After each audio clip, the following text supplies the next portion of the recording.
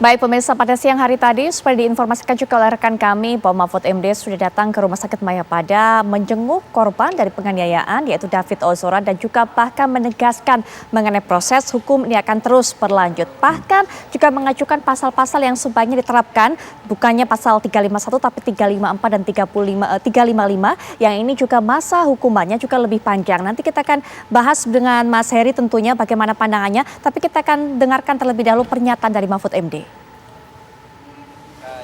Baru saja menengok David tadi dan saya berdoa untuknya dan saya ikut bersyukur bahwa yang bersangkutan sudah mengalami kemajuan meskipun tentu belum sadar masih dalam status koma, tapi gerakan-gerakan fisiknya dan sebagainya ketika digerakkan itu sudah mulai membaik lah.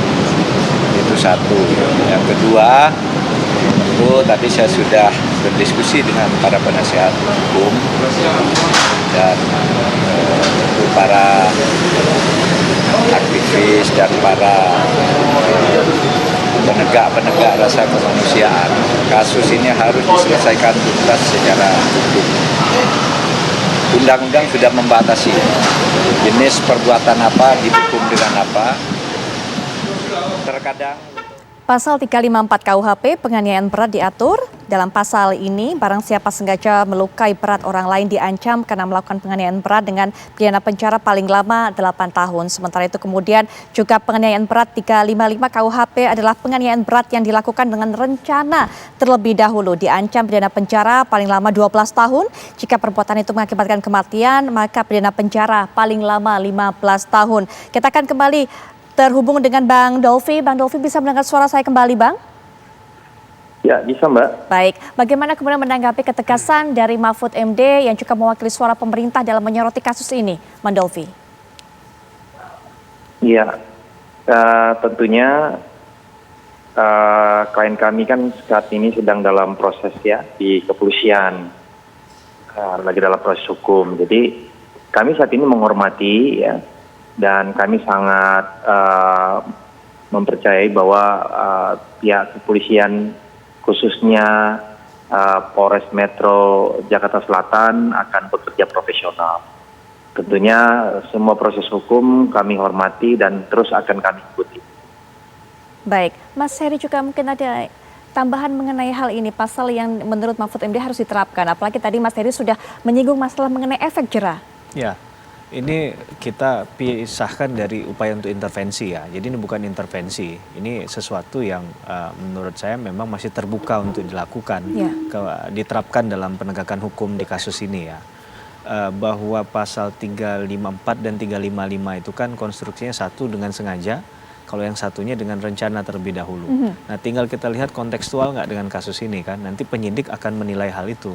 Dengan tadi ditentukan tempatnya, kemudian juga ada upaya untuk memanggil korban, berkomunikasi, ya kan.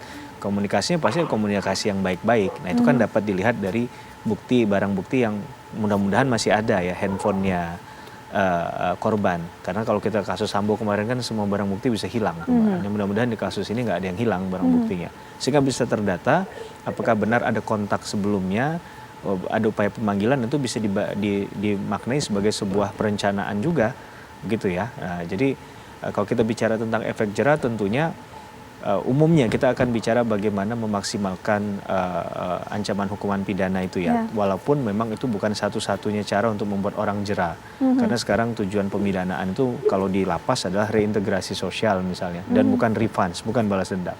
Tapi dalam konteks ini apa yang dilakukan dengan mendesain suatu keadaan untuk menempatkan orang dalam sebuah posisi yang tentunya membahayakan kehidupan seseorang, kita rasa kita menolak untuk membiarkan hal semacam ini terjadi di kemudian hari kan. Maka ada kesepakatan secara tidak tertulis dari kita semua terkait hal itu bahwa harus ada efek jera terhadap perbuatan-perbuatan semacam ini. Maka penyidik tentu akan sekali lagi mengkonstruksikan dengan pasal tersebut berdasarkan fakta-fakta material yang mereka temukan di proses penyidikan. Ya, soal perencanaan ini rasanya saya juga tidak bisa lepas dari membicarakan mengenai AG, walaupun hingga saat ini juga masih terduga sebagai orang yang kemudian menghubungi korban, menghubungi David, sehingga kemudian tadi kalau Mas Heri mengatakan ada unsur perencanaan, di situ sudah bisa masuk unsur perencanaan. Walaupun itu semua masih nanti dibuktikan oleh pihak kepolisian. Kita sejauh ini hanya merangkai informasi yang disampaikan oleh pihak kepolisian kepada kita dari beberapa rilis yang sudah dilakukan. Sejalan dengan apa yang disampaikan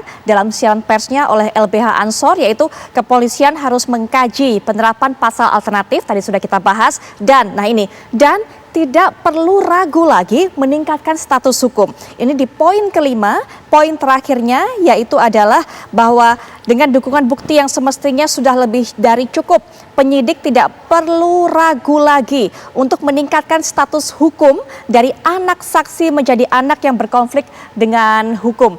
Nanti kita minta penjelasan dari Mas Heri mengenai hal ini, sambil kita juga lihat di layar kaca pasal yang kemungkinan menjerat Mario Dandi Satrio. Tapi kita ingin dapatkan informasi dari Bang Dolvi. Bang Dolvi, apakah betul AG ini kemudian orang yang mengontak korban, kemudian istilahnya bikin janjian lah dengan korban pada hari itu, pada hari penyiksaan itu berlangsung, Bang Dolvi? Ya, kalau terkait dengan masalah itu Mbak, itu semua ada dalam BAP, jadi mungkin biarlah nanti dari pihak kepolisian yang akan menginformasikan segala sesuatu yang dituangkan dalam BAP yang sudah disampaikan baik oleh klien kami maupun para saksi. Baik, tapi Bang Dolvi bisakah kemudian berbagi cerita dengan kami, berbagi cerita dengan masyarakat, apa sebenarnya yang membuat pelaku ini, membuat klien dari Bang Dolvi, Mario Dandi ini naik pitam pada malam hari itu? Ini sebenarnya sampai saat ini masih jadi tanda tanya dan juga misteri, Bang Dolvi. Iya, jadi seperti yang saya katakan tadi bahwa terkait dengan motif apapun itu dan kronologis kejadian, itu semua kan sudah dituangkan di dalam BAP. Jadi karena kami sangat menghormati proses hukum, sehingga biarlah penyidik dari Polres Metro Jakarta Selatan terus menjalankan tugas dan kewenangannya, sehingga perkara yang saat ini sedang viral ya, ini bisa benar-benar terang benderang, dan semua pihak juga yang terlibat di situ ya tentunya bisa jelas ya siapa saja yang nanti akan ditetapkan sebagai tersangka. Baik, kami pahami betul apa yang menjadi pandangan dari Bang Dolvi, tapi setidaknya kami ingin sekali mencoba juga apakah Bang Dolvi berkenan juga memberikan informasi kepada kami. Pertama yang menyampaikan kepada Mario Dandi mengenai hal yang tidak menyenangkan ini, apakah betul orang berinisial APA bukannya AG? Nah, kalau yang menyangkut terkait pihak-pihak mana, itu kan dari awal prosesnya saya tidak mengikuti ya Mbak ya. Sehingga ya saya memang banyak keterangan yang memang perlu saya harus pelajari lagi di dalam BAP. Karena kan BAP kan ada di pihak penyidik. Betul. Sehingga tidak semua keterangan yang sudah diminta dari awal itu saya bisa dapatkan. Mungkin sebaiknya menurut saya sih nanti kan polisi akan melakukan gelar perkara nanti. Ya, jadi nanti mungkin kalau ada konferensi pers dari Polres Metro Jakarta Selatan mungkin semua akan terungkap seperti apa keterangan-keterangan yang sudah diberikan oleh baik klien kami maupun para saksi. Baik. Mas Heri mungkin juga bisa beri pandangan, sebenarnya butuh apa lagi untuk bisa meningkatkan status anak saksi menjadi anak yang berkonflik dengan hukum. AG ini informasi terakhir yang saya dapatkan dipanggil juga sudah 3 kali oleh pihak kepolisian. Ya, status ini dikejar untuk bicara tentang kepastian hukum. Itu dulu ya Mbak Putri ya. Jadi ini tujuannya baik sebenarnya, agar ada kepastian hukum. Kalau memang tidak diproses ya jelas, kalaupun diproses juga harus jelas kan begitu kan. Kemudian tadi kalau menggunakan konsep anak yang berhadapan dengan hukum, maka kita bicara tentang Undang-Undang 23 tahun 2000, Undang-Undang tentang Sistem Peradilan Pidana Anak, Undang-Undang 11 tahun 2012. Tapi kalau kita bicara tentang korban yang tadi, akan menggunakan Undang-Undang Perlindungan Anak ya, 23 tahun 2002, 35 tahun 2014. Dalam konteks bahwa dia sebagai tadi sebagai pelaku, tadi sudah saya jelaskan undang-undangnya tadi kan. Maka kita akan bicara pada konsepnya begini Mbak, bahwa kalau ada upaya untuk mengajukan konsep perdamaian misalnya, ini kan sebenarnya tadi tema itu terkait itu ya, belum kita singgung ya tadi ya. Kalau kita bicara undang-undang hukum acara pidana 8/1981 dan juga undang-undang 1/1946 tentang KUHP, itu kan relasi negara itu sangat besar. Jadi individu itu tidak punya pengaruh atau peran yang besar dalam konsep KUHP dan KUHAP tadi. Maka kalau perdamaian diajukan oleh individu, rasa-rasanya memang kecil kemungkinan. Ada beberapa perkara dalam praktik yang diajukan seperti itu, tapi itu kan bicara misalnya ada diskresi dari aparat penegak hukum, atau ada kewenangan dalam hal yang dilakukan oleh lembaga adat misalnya.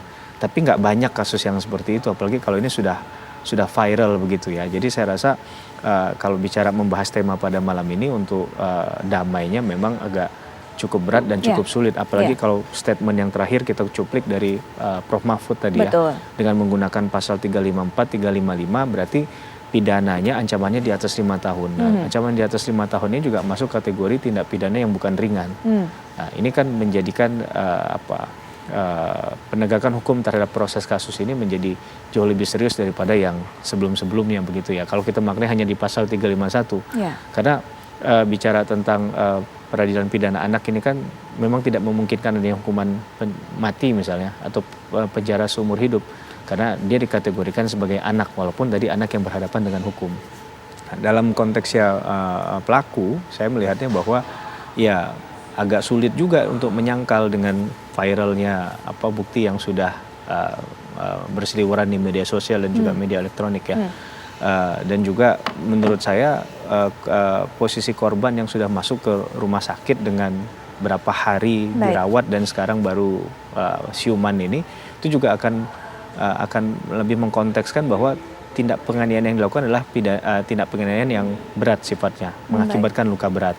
Apalagi kalau kemudian ini ada, walaupun kita berharap siuman ya, lekas sembuh, dan ternyata di ujungnya nanti ada cacat tadi, ya itu yang kemudian menurut saya bisa mengarah kepada pasal-pasal yang lebih berat lagi. Nah, kemungkinan 354, 355 itu bisa muncul di sana dengan konstruksi kalau kita lihat dari perkara dari awal ada upaya untuk menghubungi pertama kali, kemudian membuat dia seakan-akan, kalau saya katakan ini mohon maaf ya, jebakan mungkin ya, jebakan untuk datang ke tempat kejadian perkara. Itu sudah masuk ya, Mas Heri ya? Betul, dan sudah ditunggu di situ, itu kan berarti sudah ada jeda waktu berpikir untuk bahkan ada persiapan, tahap preparation itu yang menurut saya adalah lebih memperkuat bahwa pasal ini memang ada masuk ke unsur perencanaan yang sulit untuk ditolak. Begitu. Itu masuk ke perencanaan. Kalau Anda kata ternyata betul apa yang selama ini beredar, ada orang kemudian yang ini sumber pertamanya yang memberikan kabar kemudian kepada pelaku ini sehingga kemudian menjadi emosi, itu juga bisa kena, juga bisa masuk. Iya, sebenarnya kita bicara dalam konsep pidana itu kan actus reus mens rea ya. Ada niat jahat, ada perbuatan pidana yang dia konkretkan dalam hal ini. Maka ya akan dinilai sejauh mana upaya yang dia insist, dia paksakan itu kemudian menjadi realitas dan akhirnya ada konsekuensi pertanggungjawaban pidana di sana. Kalau seandainya dia bercanda, itu kan hal lainnya. Tapi kalau dia sampai mengungkapkan itu lebih dari satu kali misalnya. Jadi kita harus lihatnya dari kasus per kasus ya, case by case. Kemudian juga ada upaya untuk mendesain satu cerita. Bahkan dia tambahkan nanti kalau mohon maaf manggil dia, itu minta ke sini aja karena dia memang biasanya suka main di daerah sini. Dia akan mungkin agak lebih sulit untuk menolak kalau seandainya kita ajukan alasan-alasan yang seperti ini agar dia bisa datang. Saya rasa itu makin memperkuat keyakinan kita bahwa dari awal memang ada mens rea di dalam skenario itu. Perencanaan. Baik, Mas Heri, terima kasih sudah meluangkan waktu memberikan pandangannya. Mbak Dolvi juga terima kasih sudah meluangkan waktu untuk bisa memberikan informasi kepada kami, termasuk juga tadi bagaimana upaya dari pelaku untuk bisa bertanggung jawab terhadap apa yang diperbuatnya. Selamat malam kepada para narasumber. Selamat malam, Mas Heri.